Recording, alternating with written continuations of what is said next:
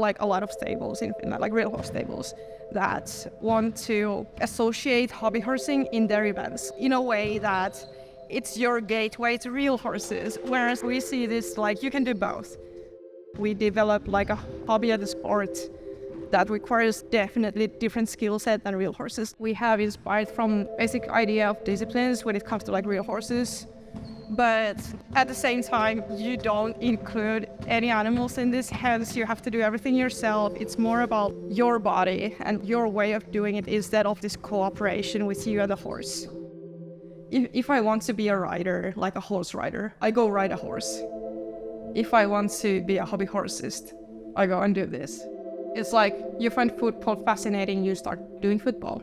You find hobby horsing fascinating, you start doing hobby horsing. Imagination is individual thing in this hobby. So some people are like, this is just a sports equipment. And some people really lean on to the whole like imagination thing. For me, it has like worn away by time. People get seriously horrible comments like, wish you could kill yourself type of stuff. I faced like physical violence because of this and lost all my friends when I was in the elementary just because of hobby horsing.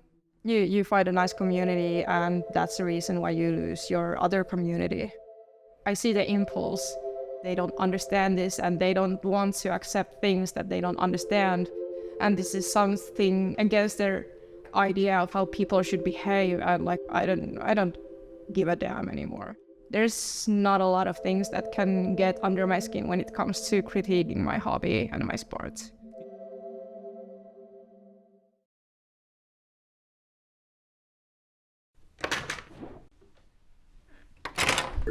"You're back," whispered the concrete floor of my balcony. "What did you bring this time?" "Oh, just some dry leaves from the Nuuksio National Park," I whispered back. "They sang so beautifully in the wind. I thought maybe the others here would like them. You know I'm not a forest, and never will be, no matter how hard you would wish for it. I know that. I just thought I'd make it a little cozier here, bring some life here. But I'm straight edges and hard surfaces. I'm not meant for trees to grow on. This is the way I've been designed. Are you saying I'm not meeting your needs?" "You think I enjoy sitting in a concrete and glass cube? If I did, why would I be constantly bringing here plants, stones, and tree bark that remind me of the forest? If you hate it here so much, have you ever thought how those creatures that you brought here from the wilderness feel?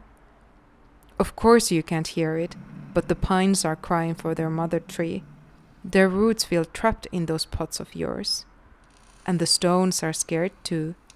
They have never been this high up from the ground. That's awful to hear. I want to take care of them, but I don't really know how." "Well, you certainly don't. It seems to me that you haven't really thought of anyone else than yourself." "I'm sorry. I did it just to feel a bit more homey on this dark balcony.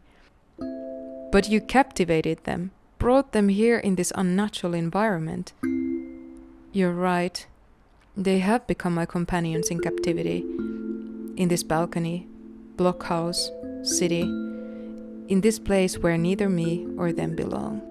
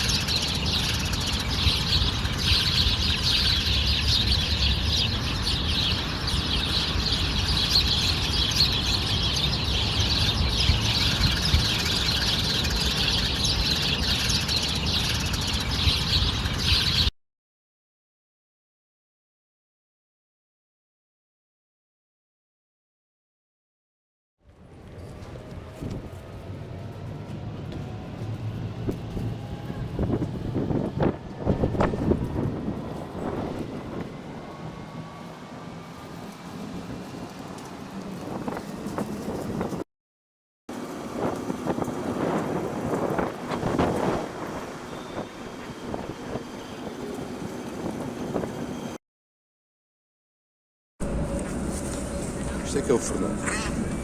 Ó, Fernando. Isso. Mais um.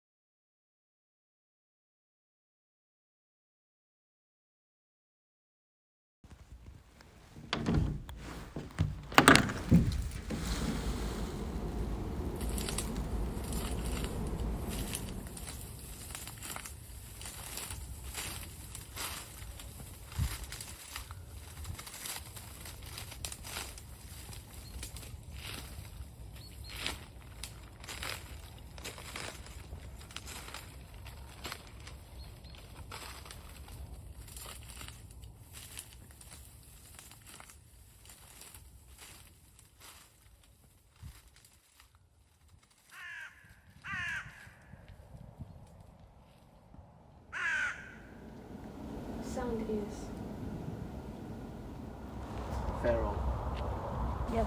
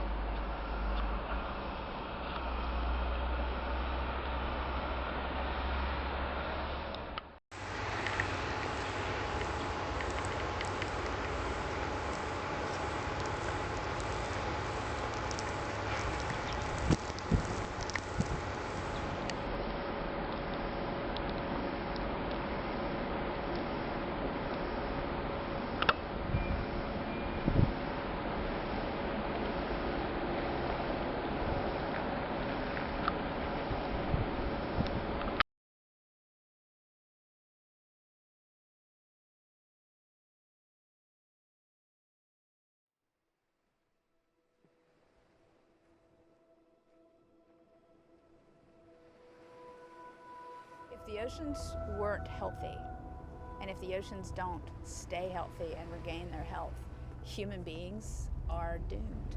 That's the bottom line. The oceans make the Earth a habitable planet. It's just what we've done. Most people don't realize the magnitude of the changes that are happening. You know, I don't want to make people afraid. I want to empower them. I want to make them understand that we have to change things. We can't just we can't keep the status quo up anymore. We have to change.